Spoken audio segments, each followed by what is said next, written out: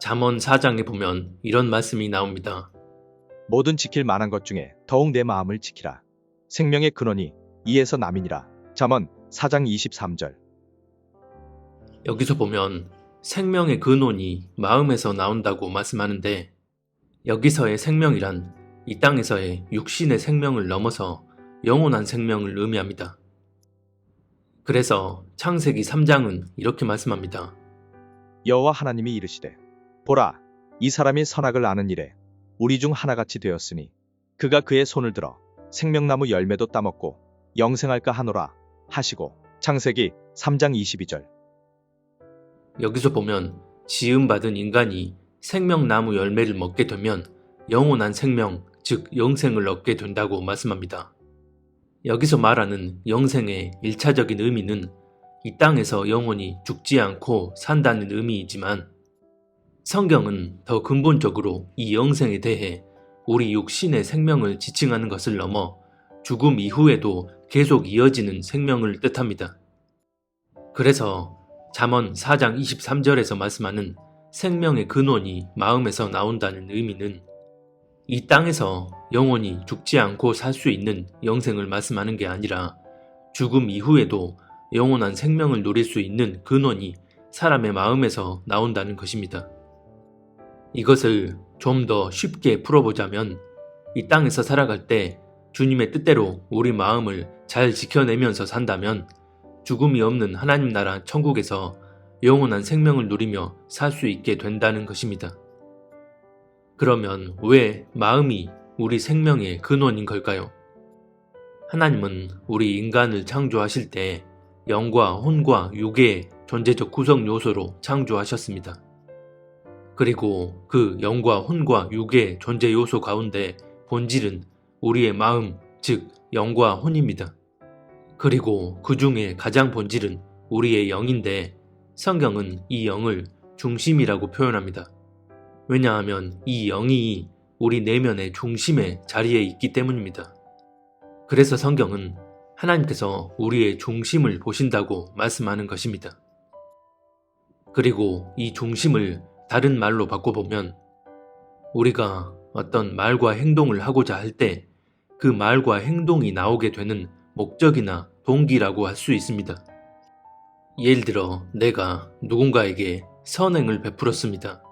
그런데 그런 선행을 베푼 동기가 내가 꼭 그런 선행을 해야만 하나님이 갑절로 물질의 복을 주신다고 하니 다른 사람에게 선행을 베푼 것입니다. 이렇게 되면 그 사람이 표면적으로 얼마나 대단해 보이는 선행을 했든 간에 그 마음의 동기, 즉 중심이 하나님 앞에 합당하다고 할 수 없기 때문에 생명의 근원인 마음을 지켜내지 못한 것이 됩니다.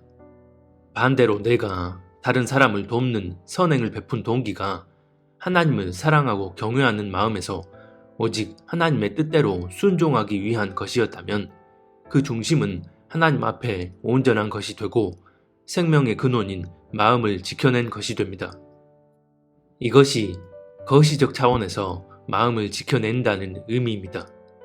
그래서 전도서 7장에 보면 이런 말씀이 나옵니다. 내가 깨달은 것은 오직 이것이라. 곧 하나님은 사람을 정직하게 지으셨으나 사람이 많은 꾀들을 낸 것이니라. 전도서 7장 29절.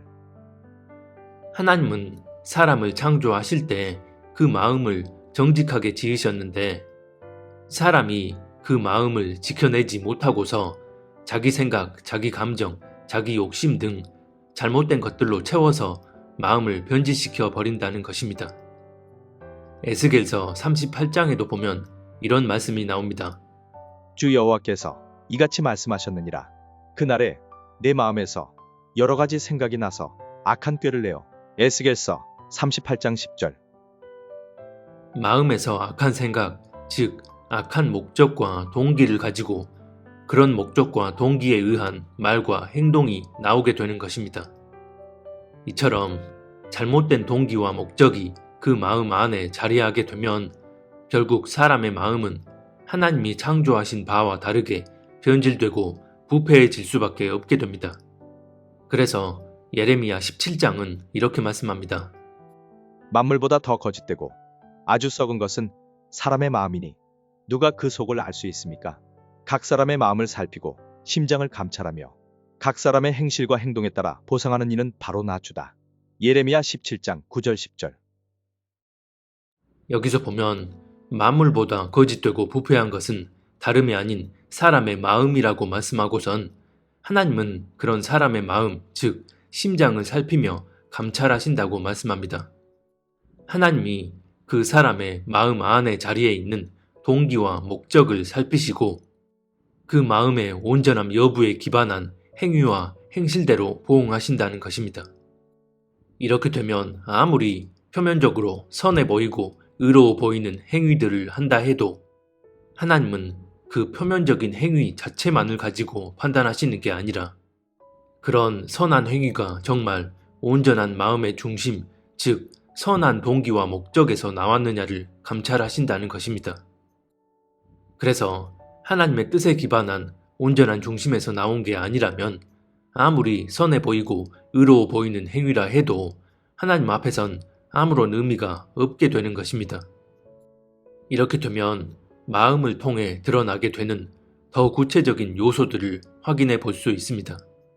즉, 생명의 근원인 마음을 지켜낸다는 게 구체적으로 무엇을 의미하는지를 확인해 볼 수 있다는 것입니다. 일단 그 전에 먼저 마음이라는 것은 우리가 어떤 기준과 각도로 바라보느냐에 따라 그 마음 안에 포함되는 범위가 각양각색으로 달라집니다.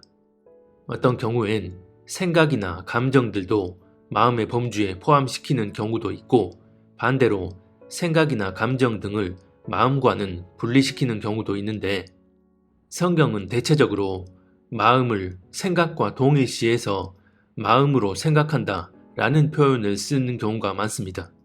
그래서 우리가 어떤 생각에 사로잡혀 있느냐에 따라 생명의 근원인 마음을 지켜내고 있느냐, 그렇지 못하느냐로 나뉠 수도 있습니다. 하지만 여기서 더 나아가 성경은 마음에서 나오는 것이 생각뿐만 아니라 다른 많은 것들이 포함되어 있음을 시사합니다. 즉, 생명의 근원인 마음을 어떻게 지켜낼 수 있는지에 대한 바로미터를 제시하고 있다는 것입니다.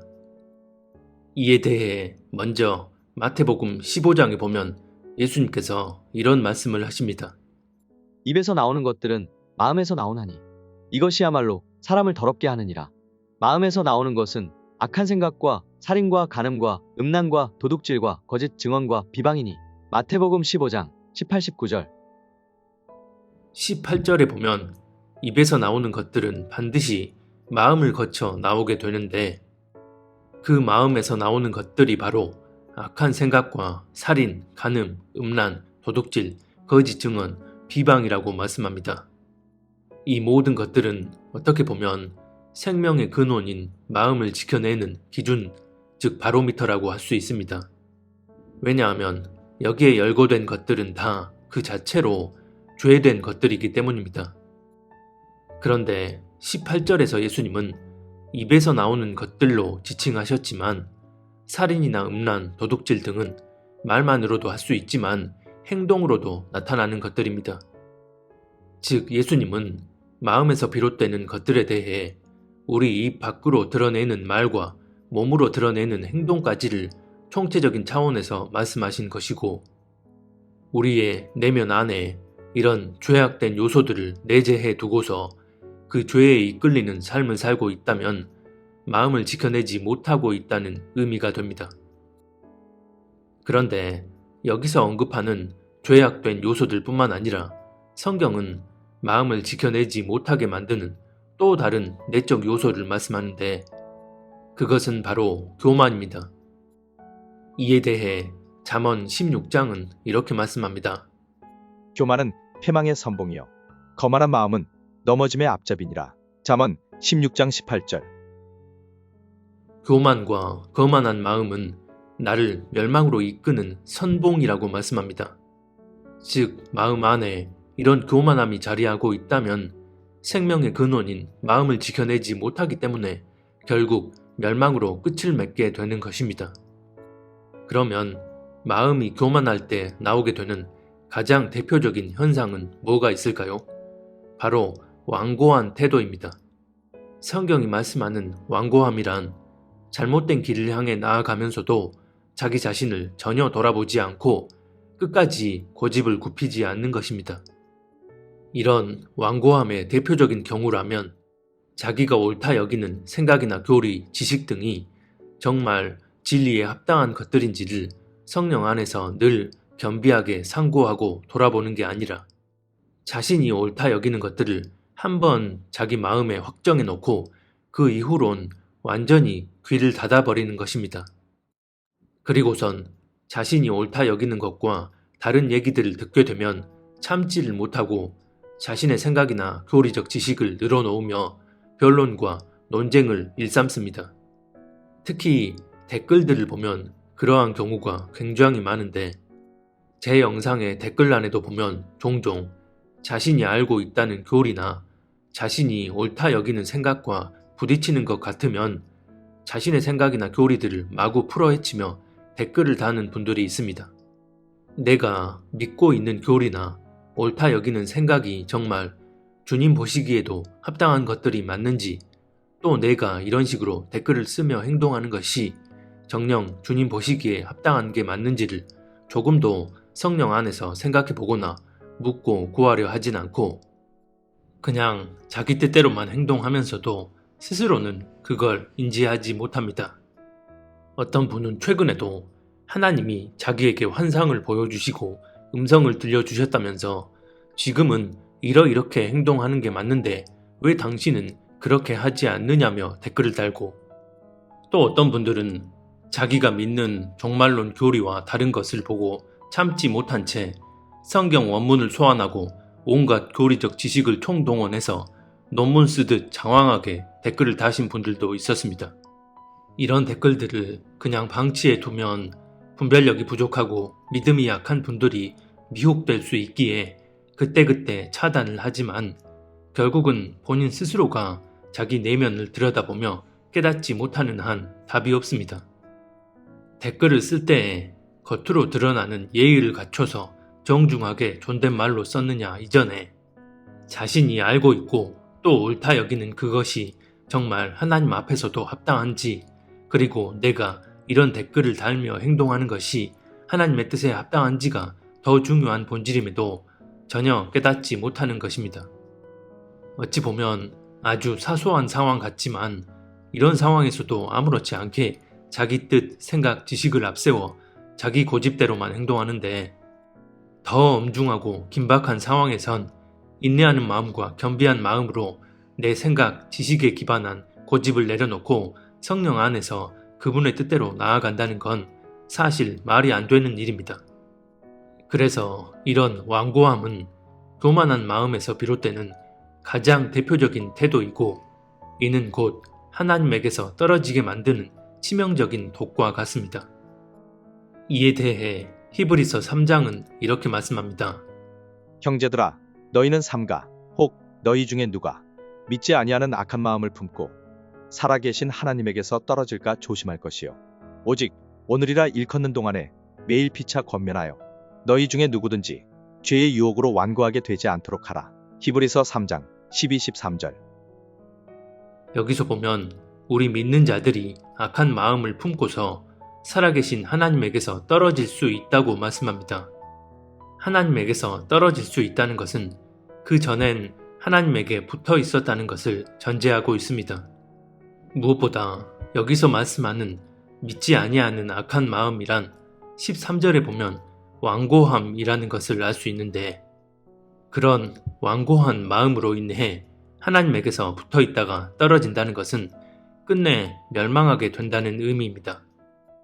즉, 매일 권면해 줌으로써 죄로 인해 완고해지지 않게 해야 한다는 것은 다시 말해 죄에 유혹되어 완고해져 버리면 누군가가 충분히 알아듣도록 권면해줘도 고집을 피우며 귀를 막고 듣지 않게 됨을 의미하고, 이러면 끝내 죄를 죄로 여기지도 않고 그 완고함에 의해 하나님에게서 떨어져 나가게 됩니다. 이렇듯 교만함에서 기반된 완고함은 멸망길을 자초하는 가장 큰 실족인 것입니다. 잠언 18장에 보면 이런 말씀이 나옵니다. 사람의 마음의 교만은 멸망의 선봉이요 겸손은 존귀의 길잡이니라. 잠언 18장 12절. 마음의 교만함이 멸망하게 되는 가장 큰 이유가 된다고 말씀하는데, 반대로 마음이 겸손하면 하나님께 존귀함을 받는 가장 큰 이유가 된다고 말씀합니다. 그래서 마음이 겸손한지 교만한지의 여부는 내가 영원한 생명을 누릴 수 있는지의 여부를 가늠하는 중요한 척도가 되는 것입니다. 그리고 시편 32편에 보면 마음에서 비롯되는 또 다른 요소에 대해 이렇게 말씀합니다. 마음에 간사함이 없고 여호와께 정죄를 당하지 아니하는 자는 복이 있도다. 시편 32편 2절. 마음에 간사함이 없으면 하나님께 정죄를 받지 않는다고 말씀합니다. 여기서 간사함이란 자신의 이익을 위해 겉과 속을 달리하는 것을 의미합니다. 이렇게 되면 자기 이익이나 안위를 위해 거짓으로 남을 속이고 비방하는 일도 아무렇지 않게 자행하게 됩니다. 이렇듯 교만함이나 간사함은 내 마음을 지켜내지 못함으로 비롯되는 죄악의 열매들입니다. 성경은 하나님께서 사람의 마음을 감찰하신다고 말씀합니다. 그 중에 대표적으로 시편 7편은 이렇게 말씀합니다. 악인의 악을 끊고 의인을 세우소서. 의로우신 하나님이 사람의 마음과 양심을 감찰하시나이다. 시편 7편 9절. 하나님께서 사람의 마음과 양심을 감찰하신다고 말씀하는데, 생명의 근원이 이 마음에서 비롯되기 때문에 우리의 마음이 하나님 앞에 합당한지의 여부를 하나님께서 친히 들여다보시고 감찰하시는 것입니다. 이렇게 되면 우리가 날마다 겸비한 태도로 우리의 마음을 직시하고 그렇게 스스로의 내면을 점검하지 못하게 되면 눈에 보이는 육적인 차원의 영역에 갇혀서 정작 하나님의 뜻을 헤아리지 못하고 잘못된 방향으로 내달릴 수 있게 됩니다. 이 부분을 잠언 21장은 이렇게 말씀합니다. 사람의 행위가 자기 보기에는 모두 정직하여도 여호와는 마음을 감찰하시느니라. 잠언 21장 2절.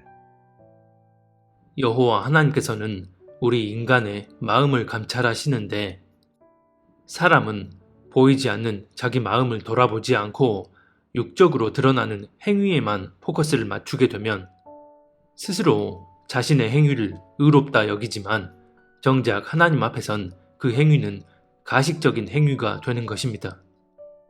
그 중에 가장 대표적인 케이스가 바로 경건한 모양의 예배 의식을 갖추고 그럴듯하게 하나님께 예배를 드리는 것 같지만 그 내면의 본질, 즉 마음이 하나님 앞에 합당하지 않으면 아무리 번지르르한 모양을 갖춘 예배라 할지라도 그 예배는 하나님 앞에 상달되지 않을 뿐 아니라 오히려 더 가증함만 쌓게 됩니다. 이 부분에 대해 가장 먼저 시편 51편 16절 이하는 이렇게 말씀합니다. 주께서는 제사를 기뻐하지 아니하시나니 그렇지 아니하면 내가 드렸을 것이라. 주는 번제를 기뻐하지 아니하시나이다. 하나님께서 구하시는 제사는 상한 심령이라. 하나님이여 상하고 통회하는 마음을 주께서 멸시하지 아니하시리이다. 시편 51편 16, 17절. 일단 구약에서의 제사는 신약 이후에는 예배와 동일 개념으로 볼 수 있습니다. 그런 의미에서 이 구절들을 보면 주께서는 제사, 즉 예배를 기뻐하지 않는다고 하십니다. 더 자세히 말하면 하나님은 예배 자체를 기뻐하지 않는다는 게 아니라 온전한 마음이 갖춰지지 않는 모양만 갖춘 예배를 기뻐하지 않으신다는 것입니다. 그래서 17절에 보면 하나님이 구하시는 제사는 상한 심령, 즉 하나님 앞에 합당한 마음이라 말씀하는 것이고, 시편 51편 19절에도 보면 이렇게 말씀합니다. 그때 주께서 의로운 제사와 번제와 온전한 번제를 기뻐하시리니 그때에 그들이 수소를 주의 제단에 드리리이다. 시편 51편 19절. 하나님은 의롭고 온전한 제사와 번제를 기뻐하신다고 하는데, 의로운 제사와 온전한 번제란 마음이 동반된 상태에서 드려지는 것들을 하나님은 기뻐 받으신다는 것입니다. 그래서 신약에도 보면 예수님께서 이와 동일한 의미로 이렇게 말씀하십니다. 아버지께 참되게 예배하는 자들은 영과 진리로 예배할 때가 오나니 곧 이때라. 아버지께서는 자기에게 이렇게 예배하는 자들을 찾으시느니라. 요한복음 4장 23절. 여기서 영과 진리로 예배드린다는 의미는 온전한 마음과 그에 따른 행위로 예배드리는 것입니다. 이걸 좀 더 풀어보면 요한복음 14장 17절에서 성령을 가리켜 진리의 영이라고 말씀하는데, 그러면 영과 진리로 예배드린다는 의미는 진리의 영이신 성령이 우리 안에 좌정하시고 그분이 인도해 주심으로 하나님께 드려지는 예배를 의미합니다. 다시 말해 성령님이 내 안에서 역사해 주실 때에 우리가 온전한 마음으로 예배를 드릴 수 있게 되는 것입니다. 그래서 우리가 아무리 그럴듯한 모양을 갖추고 하나님께 예배 의식을 드린다 한들 온전한 마음에서 비롯되는 게 아니면 그 행위는 아무런 의미가 없게 됩니다. 그래서 우리는 보이지 않는 이 마음이 영원한 생명을 얻는 근원이 된다는 사실을 절대 잊지 말고 날마다 그 마음을 지켜내기 위해 힘써야 합니다. 그리고 이것은 어디까지나 우리 안에 성령님이 내주에 계심으로 그분의 인도함을 받을 수 있는 상태를 의미합니다. 내가 날마다 이런저런 고행을 해가며 의지적인 노력으로 되어지는 게 아니라 아주 겸비한 마음으로 내주하신 성령의 뜻을 묻고 구하며 그분의 마음을 깨달을 수 있도록 내 자신을 그분께 내어드림으로 그분의 인도함을 받는 상태가 되는 것입니다. 다시 말해 하나님의 전적인 은혜로만 가능하다는 것인데, 이에 대해 고린도 후서 1장은 이렇게 말씀합니다. 우리를 너희와 함께 그리스도 안에서 굳건하게 하시고 우리에게 기름을 부으신 이는 하나님이시니 그가 또한 우리에게 인치시고 보증으로 우리 마음에 성령을 주셨느니라. 고린도후서 1장 21, 22절. 이것은 바로 앞에서 말씀드린 영과 진리, 즉 성령 안에서 온전한 마음으로 예배드려야 한다는 부분과 상통하는데, 우리가 예수 그리스도를 믿고 거듭날 때 하나님께서 우리에게 기름을 부으셔서 인을 치시고 그때 우리의 마음에 성령을 주신다고 말씀하십니다. 이렇게 우리 안에 성령이 내주하시게 되면 성령의 도우심과 인도하심을 받을 수 있게 되고, 그로 인해 생명의 근원인 마음을 지켜낼 수 있게 됩니다. 성령께서 친히 우리 마음 안에 내주하셔서 마음을 지켜낼 수 있도록 역사해 주시는 것인데, 단적인 예로 로마서 9장에 보면 이런 말씀이 나옵니다. 나는 그리스도 안에서 참말을 하고 거짓말을 하지 않습니다. 내 양심이 성령 안에서 이것을 증언하여 줍니다. 로마서 9장 1절. 앞에서 살펴본 마태복음 15장에서 보면 사람의 마음에서 나오는 것 중 하나가 바로 거짓말이라고 말씀하는데, 여기서 저자는 자신이 그리스도 안에서 거짓말을 하지 않는다고 말씀하고서 자기 안에 계신 성령이 그것을 증언해 준다고 말씀합니다. 다시 말해 성령님이 내 마음 안에 내주하셔서 나를 친히 도우시고 역사해 주시기 때문에 내가 거짓말을 하지 않을 수 있게 되는 것입니다. 그러면 반대로 말해 예수님을 영접하지 않고 거듭나지 못해서 성령님이 우리 안에 내주에 계시지 않으면 우리는 결코 생명의 근원인 마음을 지켜낼 수 없게 됩니다. 이렇게 되면 앞에서 언급했던 사람의 마음에서 나오는 것들, 즉 남을 미워하는 증오, 음란, 거짓말, 거짓 증언, 비방 등의 죄악된 것들이 아무렇지 않게 나오게 되고, 이에 대한 양심의 거리낌이 없어지기에 결국 영원한 생명을 얻지 못하게 되는 것입니다. 그런데 문제는 이뿐만이 아닙니다. 초반에 우리가 마음을 정의할 때 생각과 감정 등도 포함된다고 말씀드렸는데, 그렇다면 분노, 걱정, 근심, 낙심, 절망, 두려움, 우울함과 같은 감정적 요소들이 과도하게 내 마음을 잠식해 버리게 되면 이 또한 마음을 지켜내지 못함으로 영원한 생명을 얻을 수 없게 됩니다. 욥기 36장에 보면 이런 말씀이 나옵니다. 마음이 경건하지 아니한 자들은 분노를 쌓으며 하나님이 속박할지라도 도움을 구하지 아니하나니 그들의 몸은 젊어서 죽으며 그들의 생명은 남창과 함께 있도다. 욥기 36장 13-14절. 여기서 보면 마음이 경건하지 않은 자들이 분노를 쌓는다고 말씀하고 결국 그들의 생명은 길지 못한다고 말씀합니다. 이 구절을 통해 알 수 있듯이 분노는 마음을 지켜내지 못함으로 나오는 대표적인 감정 중 하나입니다. 그래서 에베소서 4장 26절에도 보면 분을 내어도 죄를 짓지 말며 해가 지도록 분을 품지 말라고 말씀합니다. 즉 사람이기에 순간적으로 분노하고 화를 낼 수 있지만 그 화를 오래도록 품고 있다면 그 화가 내 마음 안에 증오심으로 자리하게 되고 그렇게 되면 그것이 곧 죄가 되어 생명의 근원인 마음에 치명적인 스크래치를 내는 지경까지 이르게 되는 것이기에 그렇게 해서는 안 된다는 것입니다. 누군가를 향한 불만이나 미워하는 감정을 마음속에 오랫동안 깊이 품고 있는 것도 마찬가지입니다. 또 낙심이나 절망 등도 가득 품고 거기에 사로잡혀 버리면 끝내 마음을 지켜내지 못하게 됩니다. 그래서 성경에 보면 낙심해서는 안 된다는 말씀이 많이 나오는데 먼저 누가복음 18장에 보면 이런 말씀이 나옵니다. 예수께서 그들에게 항상 기도하고 낙심하지 말아야 할 것을 비유로 말씀하여 누가복음 18장 1절. 여기서 항상 기도하라는 것은 늘 주님 안에 거하여 그분과 동행하라는 것입니다. 그렇게 되면 낙심하지 않게 된다는 것인데 너희가 그렇게 주님 안에 거해야만 마음이 낙심하지 않게 된다는 것입니다. 또 고린도 후서 4장에 보면 이런 말씀이 나옵니다. 그러므로 우리가 낙심하지 아니하노니 우리의 겉사람은 낡아지나 우리의 속사람은 날로 새로워지도다. 고린도후서 4장 16절. 여기서 보면 우리가 낙심하지 않는다고 하면서 그 이유를 우리의 겉사람이 죽어지고 속사람이 날마다 새롭게 되기 때문이라고 말씀합니다. 여기서 겉사람이란 예수님을 영접하기 전에 내 자아를 의미하고 속사람은 성령 안에서 변화된 나를 의미합니다.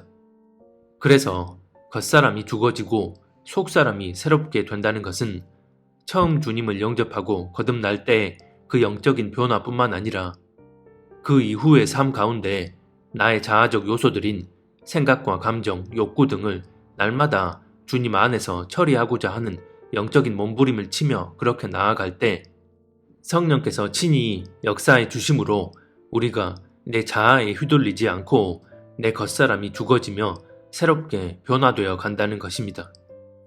이건 반대로 말해 우리가 낙심, 절망 등 그런 겉사람에 사로잡혀 버리면 속사람이 새로워지지 않고 여전히 겉사람의 모습에 머물러 있게 된다는 것입니다.